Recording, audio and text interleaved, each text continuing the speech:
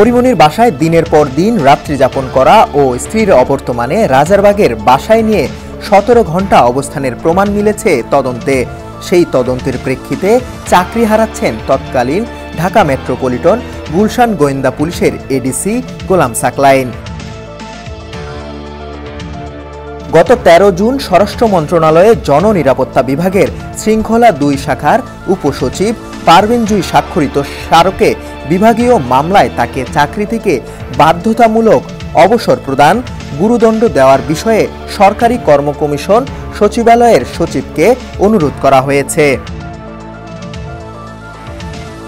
তাতে বলা হয়েছে, ঢাকা মেট্রোপলিটন গোয়েন্দা গুলশান বিভাগের এডিসি থাকাকালে নায়িকা পরিমণির সঙ্গে পরিচয়, এরপর যোগাযোগ শুরু করে গোলাম সাকলাইন। তিনি নায়িকা পরিমণির বাসায় নিয়মিত রাত্রিযাপন করতে শুরু করেন। পুলিশের অধিদপ্তর এলআইসি শাখা থেকে দেয়া ফোনের সিডিআর বিশ্লেষণ অনুযায়ী ২০২১ সালের ৪ জুলাই থেকে ৪ আগস্ট পর্যন্ত বিভিন্ন সময় নায়িকা পরিমণির বাসায় অবস্থান করেছেন তৎকালীন ডিবির এই কর্মকর্তা।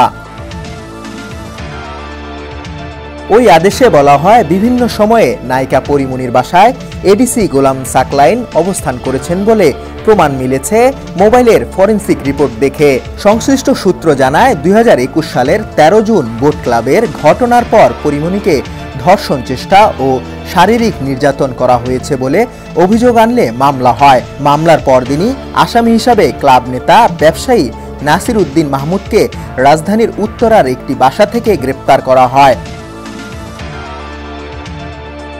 মামলার তদন্তের অংশ হিসাবে পরিমণিকে গোয়েন্দা কার্যালয়ে ডেকে নিয়ে জিজ্ঞাসাবাদ শুরু করা হয়। তখনই ডিবির গুলশান বিভাগের অতিরিক্ত উপকমিশনার গোলাম সাকলাইনের সঙ্গে পরিচয় হয় পরিমণির। এরপর দুজনের মধ্যেই শুরু হয় যোগাযোগ। নিয়মিত পরিমণির বাসায় যাতায়াত শুরু করেন গোলাম সাকলাইন। মাঝে মধ্যেই গাড়ি নিয়ে বের হতেন দুজনে।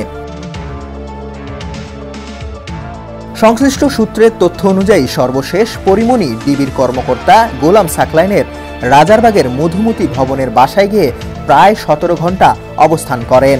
২০২১ সালের ৪ আগস্ট রাতে গ্রেপ্তারের পর পরিমণি অকপটে স্বীকার করেন সবকিছু। শাহাদাত তনিম, ডেস্ক রিপোর্ট, সমকাল।